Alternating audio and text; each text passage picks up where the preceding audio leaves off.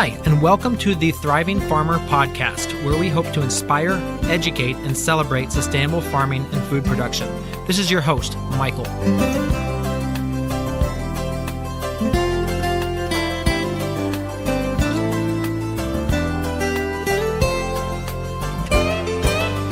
Today's guest is Dave Chapman of Longwind Farm. Now, Dave started Longwind Farm back in 1984 with a team of oxen, and after a couple of years, he switched to doing greenhouses, and now he's known in the New England area for producing almost year-round tomatoes grown in soil. You know, if you go into a Hannaford's or Whole Foods, most likely you will find Dave's tomatoes there.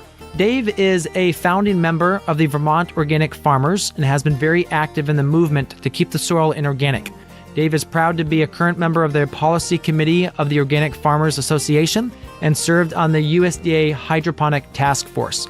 So a lot of what we discussed in this episode is around Dave's involvement with the Real Organic Project and his fight to have the USDA recognize that soil-grown vegetables should be the only way organic produce should be grown and not grown hydroponically. So we discussed that. We discussed Dave's background with farming. We discussed a little bit about growing tomatoes in soil in northern Vermont in a highly automated greenhouse setup. And we discussed, some of the challenges with the whole sustainability aspect of what does true sustainability mean, especially for someone like him who is using a lot of inputs. So great conversation. I hope you have a listen, and always looking for feedback on what you think of the episodes. Today on the podcast, we have Dave Chapman of Longwind Farm. Welcome to the podcast, Dave. Thank you, Michael. So, Dave, why don't you tell us a little bit about your farm and kind of what got you into farming? Okay. Our farm is called Longwind Farm. It's in Vermont. We are actually situated right on the banks of the Connecticut River. It's very beautiful. We're an unusual organic farm in that our cropping is greenhouse tomatoes, and it's entirely inside a greenhouse.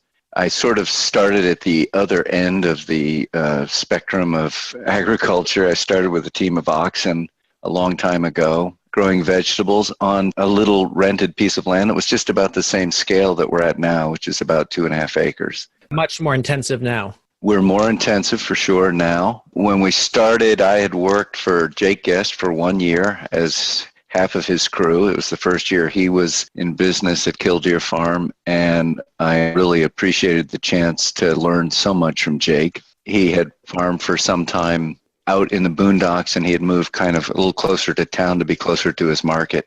When I started on my own, Jake had tractors and all that, but I had a team of oxen that I had raised from calves and trained. I was a logger back before I was a farmer.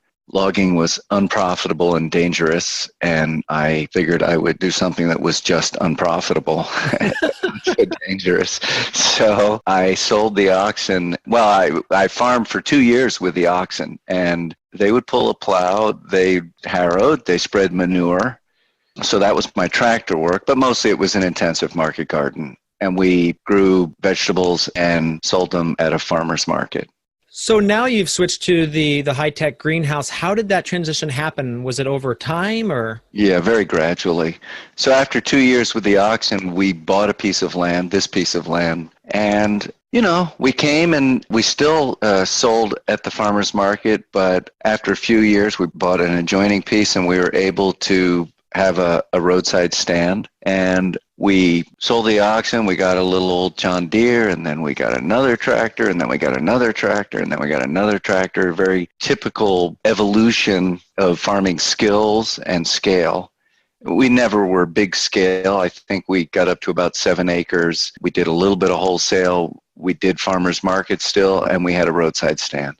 As far as the greenhouses, that was an evolution. The very first year, we built 2 small 50-foot by 20-foot greenhouses out of 2x4s. Terrible design. Everything was wrong. By then, I had become pretty good friends with Elliot Coleman, and he lent me a wonderful book about organic greenhouse production from England. I remember making compost in one greenhouse I had built in the fall, and I made a compost pile in it over the winter to spread in the spring. And remember, it was really hot. And I Yeah. kept calling Elliot and saying, Elliot, it's too hot, according to what Doug Blair said. And he said, well, add more carbon. So I kept adding more sawdust to it and kept getting hotter and hotter. And so when I finally spread it, of course, and planted a crop, they all turned yellow because all the nitrogen was locked up. We didn't know what we were doing, and that was fine. We had a lot of things that did work and a lot of things that didn't work. It was a business enterprise where we substituted a lot of hours of labor for a lot of expertise. I had a good friendship with Elliot, and I would go up to the mountain school where he was the farm manager, and we would talk for hours and do potting soil experiments, and he shared his awesome library with me. So I learned and I learned and I learned, and I'd already read a lot in my apprenticeship with Jake. Those early organic farmers were awfully literate. There was a lot of reading going on, and mostly they were first-generation farmers, the vegetable farmers in New England. So, we read Albert Howard and we read Brady's Nature and Property of Soils, and we were just trying to figure out, how does this work? I actually grew up on a farm, a dairy farm, but I didn't know anything about growing vegetables. I knew how to drive a tractor, and I never imagined I would become a farmer. I couldn't wait to get off the farm and do something else. But when I came to Vermont, being an organic vegetable farmer looked pretty exciting. And it was exciting. I mean, it was just so much passion and idealism and community. There was something tribal going on. The early NOFA conferences were just wild parties and wild sharing opportunities for ideas and information. So, yeah, people like Elliot, but people like Stuart Hill were speaking, and Stuart was an amazing soil ecologist. He was a soil scientist from McGill, and he was one of the very first academics who crossed over to the dark side, to organic. Yeah. As Stuart has said, the only way he could do that was to be actually a better scientist than his peers, because otherwise they would have thrown him out of the house. But he published so much and he did such good work that they had to begrudgingly accept that he knew something. So, those first brave people who crossed over, it was a different world back then, and it was tremendously adversarial from the academic agricultural community towards organic. And USDA despised organic. Yes. Extension agents despised it. So there was a big us-them schism. That it's not that there isn't conflict now, but on the face of it, that schism is really changed, and you get these great academics like Dave Mortensen and John Spargo who are doing great work, and there's real interchange. I can remember I was the first organic farmer who became a board member of the Vermont Small Fruit and Vegetable Growers Association. Okay. And now, last I saw, the president was an organic grower. Half the members are organic growers and half aren't. And there's a real interchange there. Vermont's a very civilized place. Yes, absolutely. I think each of us in our own right, in our own space, have a lot to teach the other person. And absolutely. So, there's good to see how they're doing things, how we're doing things, and there's a lot of sharing going on. Yes. So talk to us, your tomato farm. Talk to us about the season of your tomato farm, because you do longer term. So walk us through kind of like what that looks like on your farm. Well, until pretty recently, basically we pull the crop in December and replant immediately. We would have the babies growing in another smaller greenhouse. And so we'd be empty for about a week to 10 days. Then we'd bring the tomatoes, the young babies in, and we would start to produce in early March and produce until December again. That was the season that we followed for many years. And just recently we're working with lights, artificial lights. So we still have natural light, but we're supplementing that with artificial light, and it makes it possible for us to harvest all winter. So we have one house that we pull out in July and replant so that we can keep our markets happy all winter. Gotcha. Yeah. So let's talk about the sustainability side. A lot of people have a lot of different ideas of sustainability. What does sustainability on a farm mean to you? Well, let me start by saying I don't think our farm is sustainable, but I don't think many things are. Yes. There's a book by Yvon Chouinard called The Responsible Company, and he said, well, I wanted to make it the sustainable company, but I don't think any companies are. Okay. So we're imagining a revolution and working towards real sustainability, but we're not there yet. Our farm certainly isn't there yet either. I think the thing that we should be talking about, in greenhouse operations is energy and carbon footprint. And we've made a lot of progress there, but we have a long way to go. So interestingly, the path that we have taken is very technical, a lot of equipment, a lot of ways of using less energy to produce tomatoes out of season. We used to be a really mixed farm. We started with a couple little greenhouses, and now all of our production is in a glass greenhouse or 2 glass greenhouses. I kind of went that direction a long time ago when my kids, who are now like 28, when they were born. And I wanted to be a really involved parent, and I found that I just couldn't figure out how to do that and run the farm the way it was, because I worked all the time back then. I thought it was all the time. It's like a 70-hour week, and I loved the work. That wasn't a problem for me. But, when we first got our son, I wanted to also be involved as a parent, and I really failed on both levels. I felt like I wasn't spending the time I wanted to with my son, and the farm started to lose money. Yeah. And I asked other farmers, like, well, what do you do? And they said, I haven't slept with my wife and my kid for 2 years. I'm like, what? Like I was talking to guys and they said, my wife does. And I was like, well, wait a minute. What about all the gender equality that we were talking about and that I believed in, and they believed in too, but it wasn't what was happening. I'm not pointing a finger at anybody here. I'm just saying what I was looking for that would work for me and how I wanted to live my life.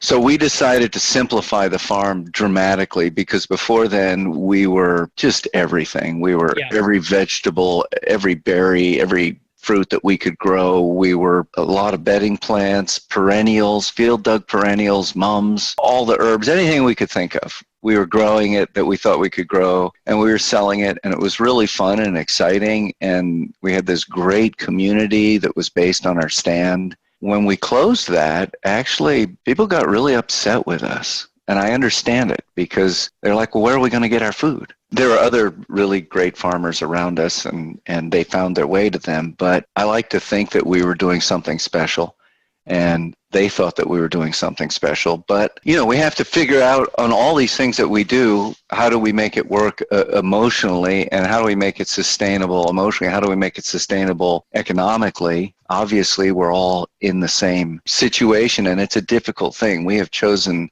a tough economic arena to make a living in. Yeah. You're right. There's not just one level of sustainability. There's a sustainability of your family, sustainability of the financials. And I think it really comes, as I have 2 young kids myself, it comes down to, I love spending time with them. They're not going to be small for that long. So making sure that you build a business that you can spend time with them is incredibly important, or you're going to live your life with a lot of regrets. Yeah, I agree. And I would add, there's that beautiful book, Natural Capitalism, that was written by Paul Hawken and Amory and Hunter Lovins. It's the idea has become well known, but I think, other parts of sustainability besides, because of course, in the shallow capitalist model, sustainable means profitable. And the bottom line, and natural capitalism is saying, well, it's got to be sustainable to the human resource and to the natural resource. And I agree with that. When I read that book, it was that book that when it came out, and I thought, they have a factor 10 challenge that they make, which is, can you take on the challenge of reducing your carbon footprint by 90% of whatever your business might be? And I thought, no, I don't think that would be possible for what I do. But I thought, just to think crazy, what if I did a factor 4 where I reduced it by 75%? And I thought that would be impossible, because greenhouse is energy intensive, and it's no worse than making ice cream or going to college, but it is energy intensive. So how do we make it better? Or is it just wrong? Is it just wrong to grow tomatoes in a greenhouse, for example? Is it wrong to make ice cream? Is it wrong to have cold beer? There's a lot of things. Is it wrong to fly someplace? And a lot of people are saying, yes, all those things are wrong. And I respect that. I respect the decision of somebody who says that. But my goal has been to kind of quote Amory Lovins, how do we figure out how to have hot showers and cold beer without destroying the planet? That's what we were trying to do. So we took on the factor 4 challenge, and I really spent years on it trying to figure out how to reduce our energy by 75%. And we got about halfway there. and a lot of things. We put in more and better energy curtains and side energy curtains, and we put in air-to-air heat exchangers, so when we had to dehumidify, we weren't throwing away all the heat. And in the new greenhouse, we got insulated sidewalls. We tore down our poly houses. Mostly we have got a couple little ones we grow babies in, but we replaced them with glass, which amazingly, when I first got into it, I thought the glass greenhouse would use more energy but get higher yields. The opposite was true. It used less energy significantly, but it also got lower yields. So, that's an interesting conversation why that would be in both cases. We tried to make the best envelope of a building that we could. Well, we've gotten about as far as we can figure out how to get on the envelope. So now got a couple other things. One is to move our energy source to electricity as much as possible.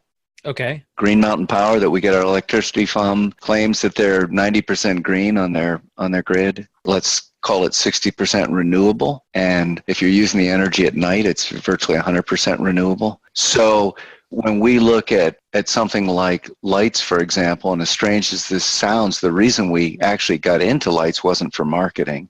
The reason we got into lights is because a Dutch friend of mine convinced me that it used less energy per pound of tomatoes produced. And interesting.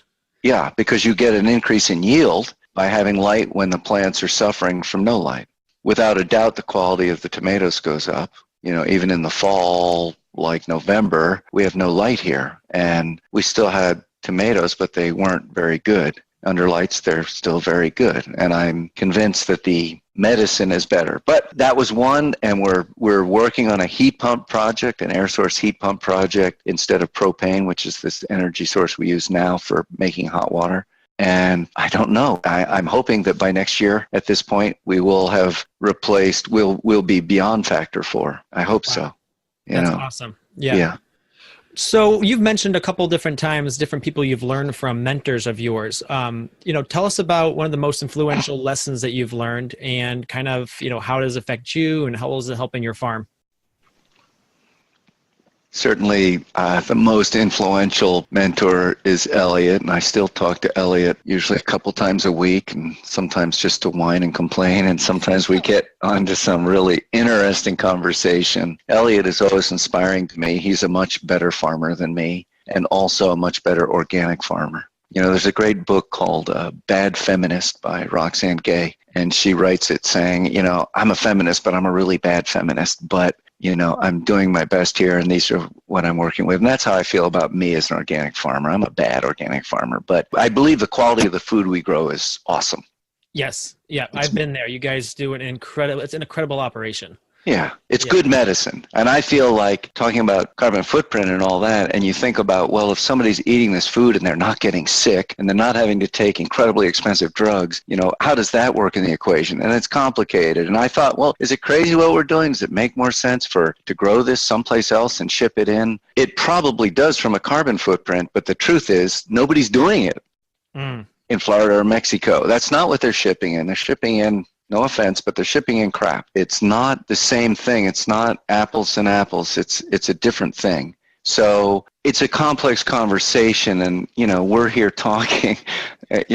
Michael, I know that you have a really sophisticated understanding, so I'm kind of, as a really top coach said to my son, you're a stud coach, so I'm going to tell you the truth. So, well, I appreciate that. Yeah, because you're right. It's a very complicated situation, and it's something I think a lot of people look at from the outside and say, oh, he shouldn't be doing it that way. But you're the person who's been thinking about it for years, and you're like, well, does this make sense? How can we be better? And every person that does farming, and that's what we tell people we work with, is on a slightly different path. And it's what works for them, and it's what works for their context.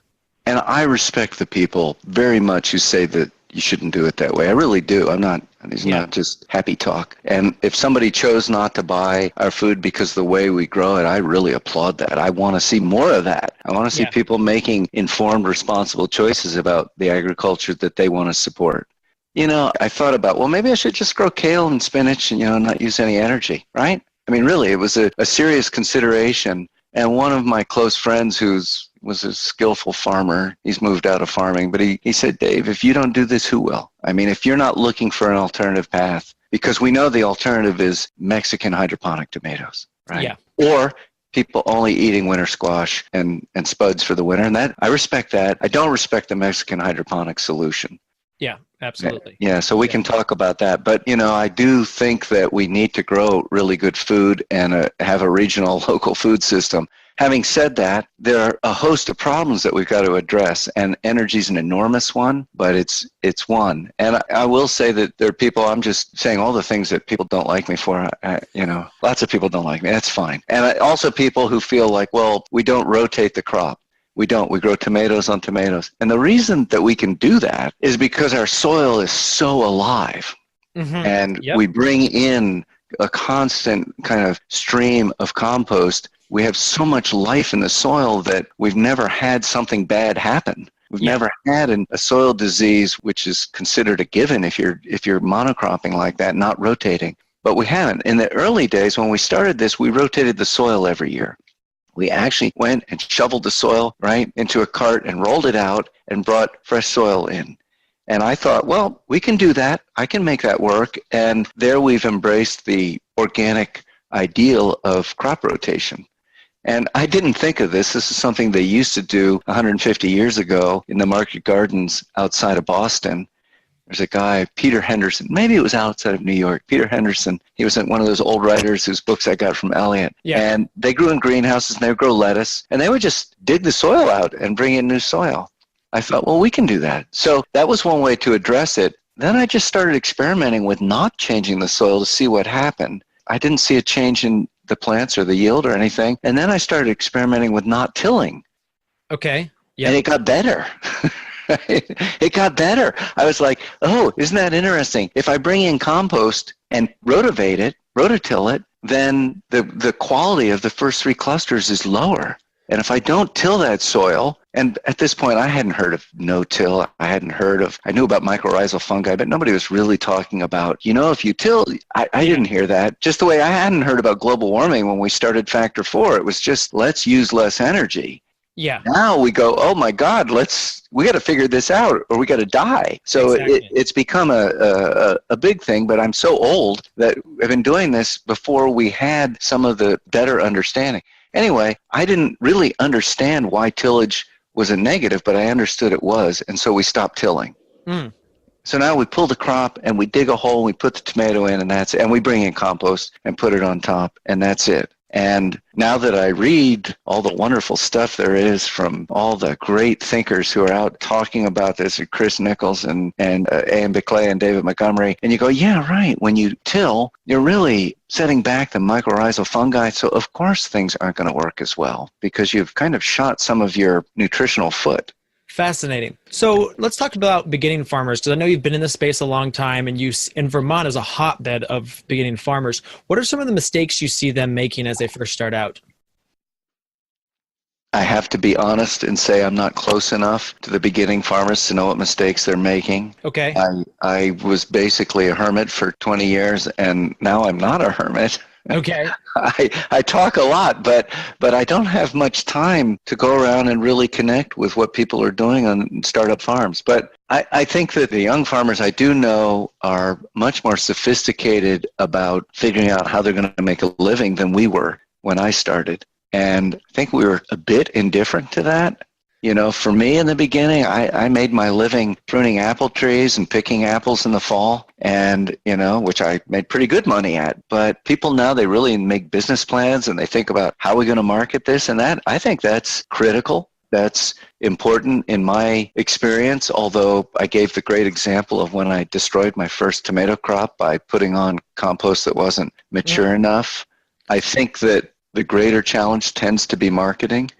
Okay, so let me now talk about Eliyahu Goldratt and The Goal. That was a book that really influenced us. Many years ago, I started reading that, and the whole crew was reading it. We were talking about it. And his basic premise is that business schools that say you need constant improvement on every process and, kind of an Edward Deming approach, just continuous improvement of every process, like the Japanese. Goldratt's opinion was what you need is to figure out what the key bottleneck is to success and to resolve that bottleneck and increase the flow through that greatest single limitation.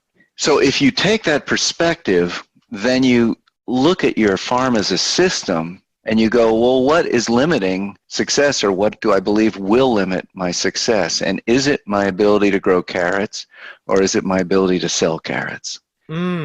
Yes. And at a good price, at a price that is sustainable for the business. And sometimes I've watched our farm, we've oscillated back and forth between, is our ability to grow tomatoes better, or is the limitation our ability to sell the tomatoes at the price that we need in order to make a living? Yes. So my advice to a beginning farmer is read the goal.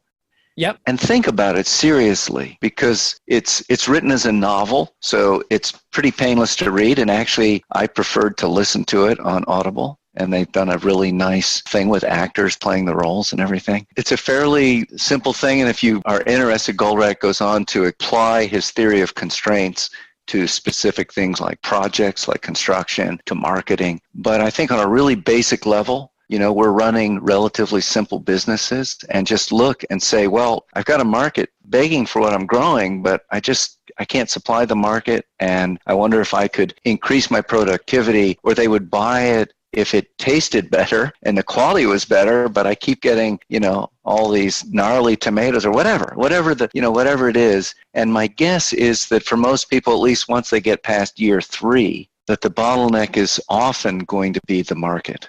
That they probably, in my experience, for most vegetable farmers, they probably throw out or leave unharvested 25%, 30%, 35% of what they grew, 40%. From my perspective, I look at that and I go, oh my God, you've just left 40% of your hard work and your invested capital rotting in the field. I think we need to look at that. That's what I would say. And you see it a lot in greenhouse tomatoes, for example. The USDA is giving away hoop houses, right? They're free. And they put up a hoop house, and what's the most profitable crop? Tomatoes. So they plant tomatoes, and then they get 2 or 3 trusses ripening at once, and they rot. And I've been to even some pretty famous, fancy farms. I was just like, wow, you have more tomatoes rotting than I sold in a year. Yeah.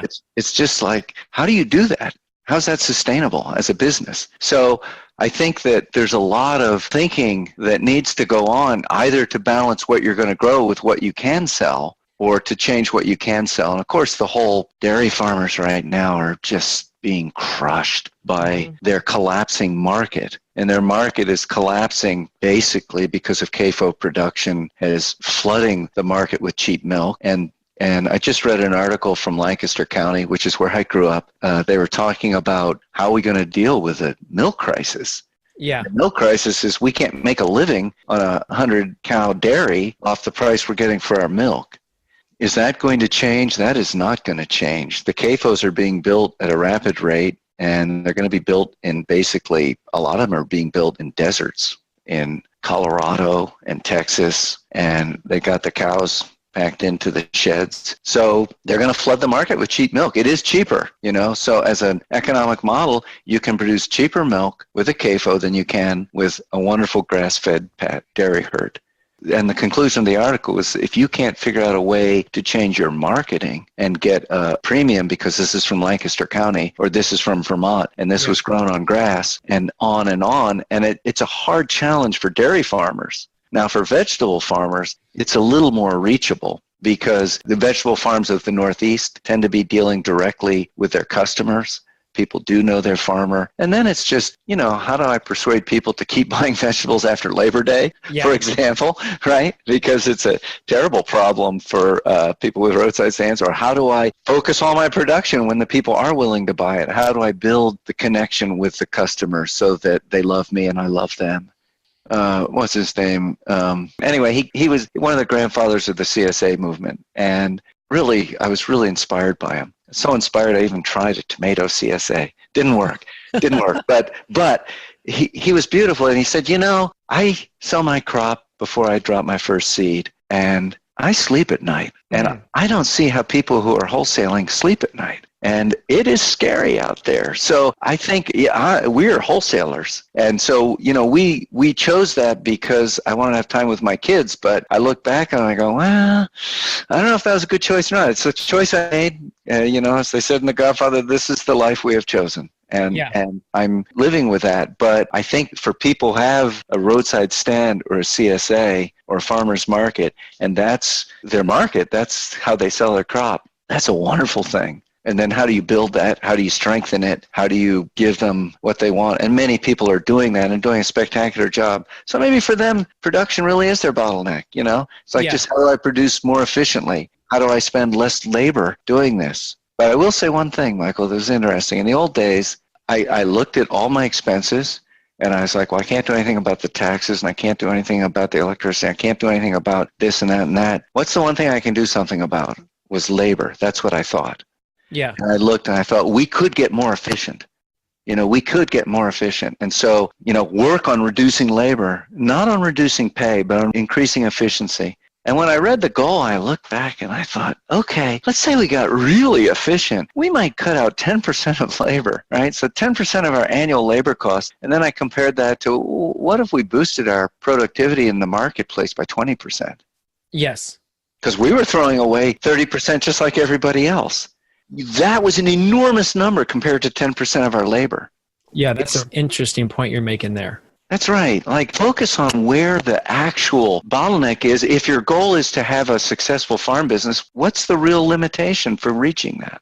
Yeah. Let's dive into your marketing there, because you said you're a wholesaler. So talk to us a little bit about that, because you're doing marketing a lot different. You're working with a very few number of clients and you're doing a lot more sales through them. Well, we actually have a lot of clients, and we deliver directly to a lot of stores in Vermont, New Hampshire, Massachusetts, occasionally Connecticut, and then we also deliver to a couple warehouses. Okay. And we do go down to Pennsylvania to Wegmans warehouse. And it's a crazy long way to go, but they're such a wonderful company. Mm-hmm. It's really important to partner with people you can trust. Yeah. And I just completely trust them. They're completely who you want to be partners with. So in the end, when you're wholesaling to somebody, it is a partnership. And we try to find customers who will be loyal to us. And in response, we will be loyal to them. And so it's a two-way relationship. Just as I said that farms need to strengthen the relationship to the customer so that it's your family, it's your tribe, it's your people. If you're a wholesaler, you've got to build that relationship also. But it is scarier, because we have had customers who loved us, that we did business with for many years, and then maybe they got a new buyer and the world changes, and all of a sudden, in a fairly short time, you find that there's a problem. So, that's a scary thing. We have been very successful at being adept and at being nimble. And I would say right now we have great relationships with all the stores we sell to. Having said that, I take nothing for granted. Whole Foods is a strong customer for ours. They didn't used to be, but they are now. And we actually deliver directly to all the stores we sell to there. Again, we wanted to be closer to the customer. Yeah. So rather than have a buyer and you're just like this item, I wanted to be calling up the person who puts them out on display and sees that the customers love them. Yes. Right? Because what we have to sell, what we have to offer, they can't get anywhere else. Their customers really appreciate a tomato that tastes good. And then double bonus points, it wasn't sprayed with pesticides. Now we've got love. And if they happen to notice it was grown in Vermont, that is something else that they love. So the whole package is very attractive. Doesn't mean that the buyer for a chain won't suddenly take you out back and shoot you, though. So we have to always be careful. Whole Foods, really, they've been wonderful partners for us. And I know that there have been problems with some other people, and I don't know what's going to happen because of Amazon. Up until now, we love them and they love us. And they're completely reliable and they pay on time, and wonderful people work in the stores, and the customers we're trying to reach, because we know they'll appreciate what we're offering. The only thing that we don't know, and nobody at Whole Foods knows it either, is what's going to happen, because, there's a new sheriff in town, and we'll see. We'll see. I've heard from people in other regions that they've had problems, but I haven't had a problem yet. Yeah. Very interesting. Very interesting. So let's move on to talking about the organic label, because you've been a certified farm for a long time, and you talked a little bit about the early days were like. Talk to us a little bit about the early days of when they actually started the actual certification program. Well, the first certification program I was involved in was Vermont Organic Farmers. That was a private label. There was no USDA label. I was one of the original 17 farmers who started the OF. And as far as I can remember, I actually named it. Okay. Back then, it was a small group, right? Yeah. And we had meetings, and it was a big debate about whether or not to have it continue as part of NOFA, and we decided to continue rather than have it be an independent group. I'm not sure I even agreed with that, but it was an inspired choice. I'm really glad we did that. NOFA's a wonderful group. NOFA Vermont, I support wholeheartedly. Obviously, the point came, and not partly, a lot through the hard work of Vermont Senator Patrick Leahy, the Organic Food Production Act was passed, and the National Organic Program began. And we all had mixed feelings. Many of us were against it. Uh-huh. Some were for it. I believe that the intentions were of the best, and a lot of good has come of that. There's no doubt that having USDA involved has greatly helped expand the market of the organic brand. Now, the problem is, as we have become more successful in the marketplace, we, the organic movement, has become a brand that is more successful in the marketplace. The sharks are coming to the blood in the water, and the blood is money. Mm-hmm. And, very, very big corporations now are inorganic, and they're inorganic as a sideline. So you have to understand, when you have a group like the Organic Trade Association, which is the big lobbying group for the organic industry, and their biggest members, for all of their biggest members, organic is a sideline. Oh, right? Very interesting. Yeah. So they are not going to say ever organic is better than conventional. And unfortunately, a history where they're not going to say we've got to keep the standards really strong. Yeah. And on these key things, they have actually been part of the other side. So the industry as a group supported allowing hydroponic, for example. Organic Trade Association supported that. And it's over. We lost that. We've lost everything. We've lost the battle over hydroponic, and those sales are now, by the hydroponic lobby's own claims, have exceeded $1 billion a year. Oh, wow.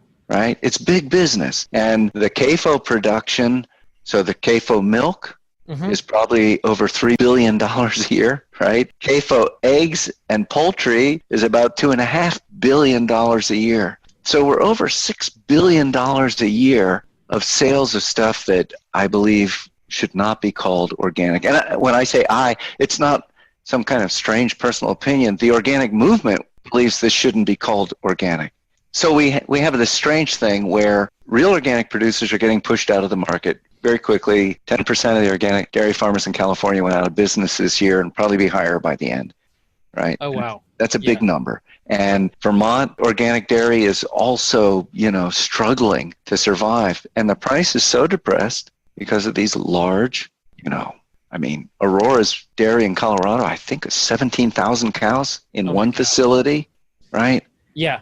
No possible way to move 17,000 cows out to pasture and back Yes. once a day, never mind 3 times a day. So it's simply impossible, and yet there's been a USDA investigation said, nope, they're pasturing their cows. It's all legitimate, which the tragedy is that this program, which is so rigorous, is on small scale stuff, and coming and kicking over the garbage cans and saying, let me see your records on that rock powder you used, is allowing this flagrant fraud to happen. And, what do we do about it? Do we talk about it with the public or just amongst ourselves? Because we don't want to destroy the public faith in organic. But is organic going to be organic? So I think that we all face we're at a turning point here. Yeah. And of course, that's why the Real Organic Project was formed, and we can talk about that. Yeah. But what do we do? Yeah. Yeah. Yeah, it's a very challenging, because I know you guys. How long did you actually fight? Because we had rallies, and you went to the different hearings and all that. How long did you fight before they actually changed it? Yeah, I think we were in the fight for about 5 years leading up to it, and there were other people who were in the fight much longer. when I wandered into my first NOSB meeting, and Davey Miskell and I had two petitions that we'd put out because we were starting to see all these hydroponic tomatoes on the market. Like, what is this? I thought back in 2010, they agreed hydroponics should not be called organic. NOSB made a formal recommendation, and this would have been 2013. And there they were. So we went to our first NOSB meeting, which was in Vermont at Stowe, and that's where the first rally was at that meeting. And that was just 50 farmers that, Pete Johnson and a few people called a few people. This all came up like 2 days before the meeting. Like, well, let's have a rally. And we had, 5 tractors and we went around the block and Elliot came and people spoke. So when I walked into the National Organic Coalition meeting the day before in Stowe, where they had this meeting of all the organic advocates, and I walked in and there are like 60 people sitting around a giant table. And I was like, who are these people? They all knew each other, and they're all dressed well. They're not farmers. They're not farmers. They're protectors. They're lawyers. They're advocates. They work for NGOs. They work for NOFA. They're people. They all have health insurance. God bless them. But they really have been fighting a long time, and they've been fighting for organic integrity, and they've been losing. So I came in, and I'm like, and we had the rally, and all of a sudden the conversation changed. The national conversation changed because all of a sudden you got farmers protesting the organic standards. And there were only 50 of us, but all of a sudden people are talking to us saying, well, what can we do about this? Yeah. The next year we had a much bigger rally in Vermont, and then the next year we had 15 rallies across the country. And we went to a bunch of meetings, and there was a lot of press coverage. I was starting to get used to being on like the front page of the Washington Post or the New York Times, which is an odd feeling, I will say. Yeah. But, there was a lot of coverage. And God, after Jacksonville, I was on Morning Edition, 10 million people. I thought, this is the 10, 15 seconds you chose out of that 2-hour interview to put on? Because I thought it was pretty weak what they had. But in any case, I now go to parties where nobody knows me. And I mentioned I grow greenhouse and tomato. This happened to me 2 nights ago. And the woman said, they're not hydroponic, are they? I said, no. She said, good, because I don't like that hydroponic business. And I thought, isn't that wonderful? The conversation has gone out so far that she had never heard of me. She'd never heard of the Real Organic Project, but she knew to be careful in the store. Yes. However, so we have a situation in which people are only beginning, but starting to understand that they're being misled. Yeah. By the people that we all chose to represent and defend and protect us. Yeah. And they're not doing their job. They're defending and protecting big business. And it's not a new story. Unfortunately, it's a very old story. But what do we, farmers, do about this? And that is the question. Yeah, absolutely. Yeah, so you've started the Real Organic Project. Now tell me, I know there's other people starting similar, like regenerative, organic, and that sort of thing. How do we make sure that we don't confuse the consumer with so many labels? If the consumer is not confused, they're not paying attention. Consumers should be confused now, right? The idea that the USDA label can be trusted, in my opinion, is a bad idea. I don't trust it. I still buy organic. I still go to the store. I always buy organic. And if I don't know better, I'll buy the certified organic. But I now know that organic chicken from Nebraska is not my idea of organic. Yeah. And those organic tomatoes from Mexico are not my idea of organic. So I think the consumer, I hope that they will get confused and start to question. And honestly, Michael, we all need to become more sophisticated in our understanding of our planet's systems and biology and climate. These are enormous subjects that have tremendous effect on our well-being. And we tend to feel overwhelmed because it's like so big that we glaze over and go watch TV or have a beer, whatever. And I get it. I'm overwhelmed too. But if we want to take care of our kids and our grandkids, then we have to learn more. We have to pay attention. There's some wonderful science out there. This is not an impossible dilemma. Cooling the planet is not out of our reach yet. So I think that we want people to be confused and agitated so that they start to engage in the conversation. And the fact that they don't know which label is not bad. The reason there's so many labels is because there's so many things that people should be thinking about. The idea of labels to guarantee worker welfare is very appropriate. There's still a boycott of Driscoll's berries going on by the workers because they're still getting I think they worked it up to $12 a day in Mexico, and it's not good. It's not good. They're treated badly. There's sexual harassment. There are things that we would take for granted that anywhere in sight for them. And should consumers insist on that? Yes. Back in the day, 100 years ago, the Triangle Shirtwaist Factory had a fire, and that fire killed a lot of people down in New York. And as a result of that fire, the labor movement suddenly was born. It was already struggling, but all of a sudden a lot of people heard about it, and they started to insist that the garment workers got better working conditions. Now we're dealing with a situation where the conditions are just as bad. They're just not in America. Our garments are being made in Bangladesh. They're having the same fires, killing people who are working to make us our nice fleeces and our shirts. And I'm saying that, yes, it is complicated, and yes, it is out of sight, out of mind, but as we can encourage people and invite them to become more knowledgeable, and I think that's what we need to do. So yeah, let there be some confusion in the marketplace. Gotcha. Yeah, gotcha. Yeah, because I chatted with Joel Salatin last week, and his whole feeling is that everything should be customer inspected and that sort of thing. But I think what you're saying is if everyone was just customer inspection, that would be so much more confusion, and it would be very hard to build any sort of understanding. Well, I think that Joel's idea, as I understand it, is great. And, Joel is in a situation where he's directly selling to everybody all the products on his farm. And Joel, we have to say, is one of the best marketers in agriculture in America. It's like Gabe Brown said to me, I don't believe in labels. I'm like, well, Gabe, if I was you, I wouldn't believe in labels either, right? Because you are the best marketer I ever met, right? Good. I don't say that with contempt. I say that with respect. They're very good at that. However, we have to acknowledge that most food in this country is bought in a supermarket. Absolutely. Right? When I was helping to organize the rally last year in Vermont, I went over to Burlington, and it's like this food heaven. You go to the city market co-op, and all the food is local, right? And then there are a lot of people who don't buy their food at the co-op because there are all these great CSAs, and you go there, and it's so dynamic. But you go there in January, and most of the food is still bought in the supermarket, whether it's City Market or Price Chopper, and most of that food comes from someplace else, right? And for all of us who live in a food heaven, what about the people who don't? What about our cousins? What about our children? My son lives in New York City. My daughter lives in Hawaii. I went to Whole Foods in Hawaii. The organic tomatoes were Wholesome Harvest hydroponic tomatoes from Mexico. Oh, wow. In Hawaii. Yeah. I was like, oh, my God. And how'd they get them in without having them fumigated? I don't think they did. You're not allowed to bring anything in there without it getting fumigated. So my example is that most people, there's a massive food system, and then you start talking about people of color in communities where they don't have access to any good food. Yeah.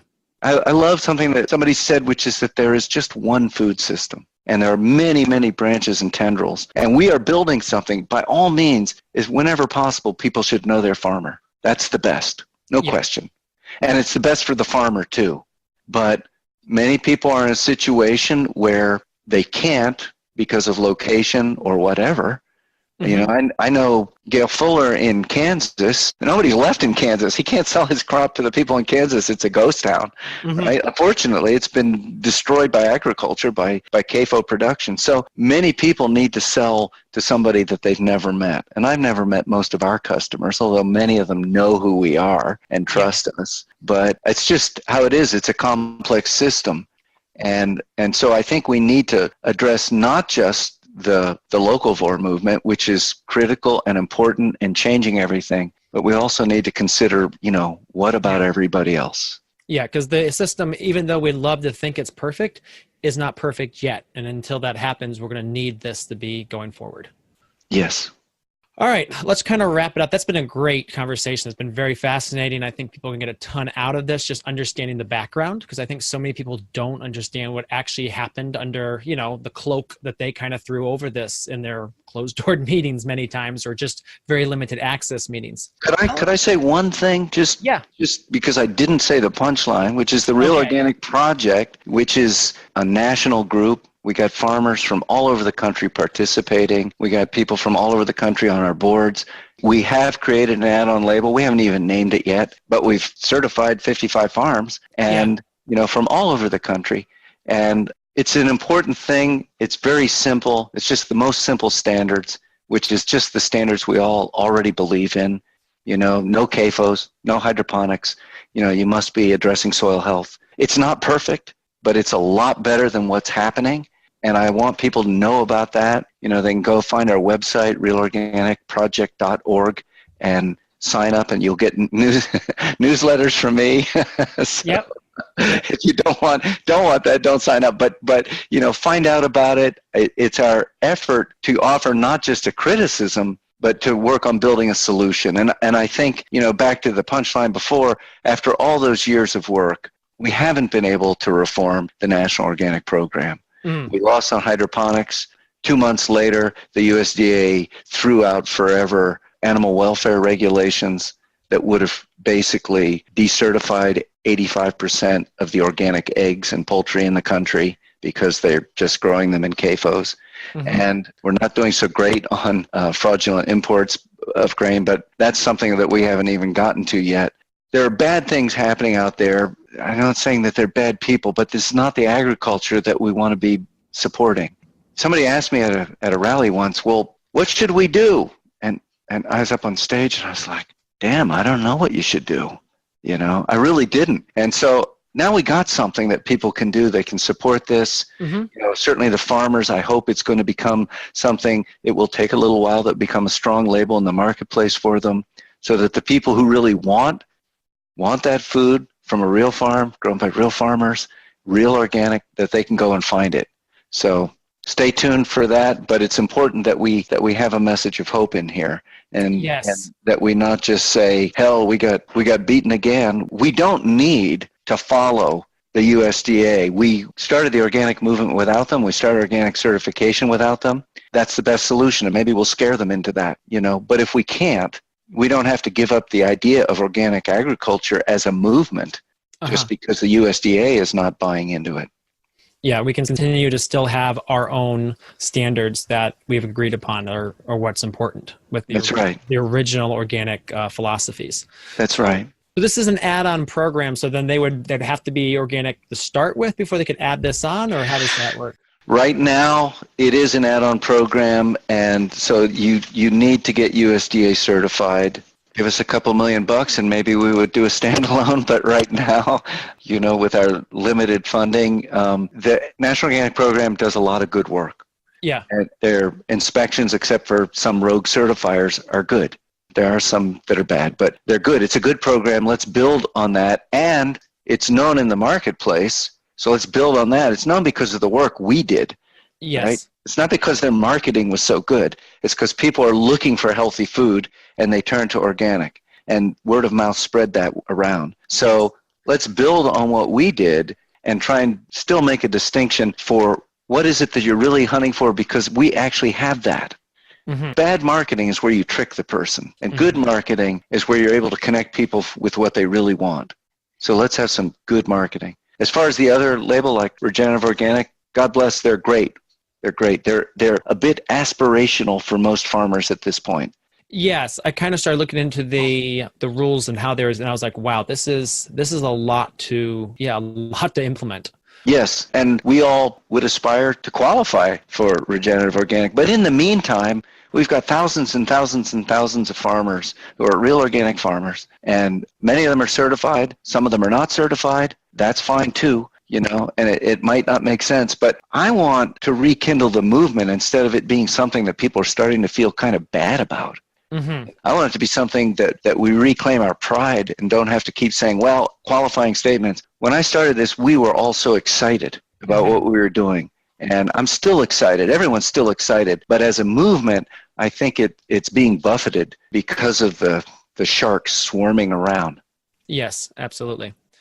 Well, thank you so much, Dave, for your time today. This has been great. There's a lot of great takeaways for farmers. It's great to hear about your operation, the real organic movement, how that's really starting to take off, and just your passion and your heart for really producing better food for our planet. Thank you, Michael. So there you have it, another episode in the books. So I'd love if you would hop on over to iTunes and leave us a rating and a review. Those mean everything to us. We love to hear what you're thinking. If you have a podcast guest that you can recommend, please pop on over to the Thriving Farmer Podcast website and leave us a review. That's thrivingfarmerpodcast.com.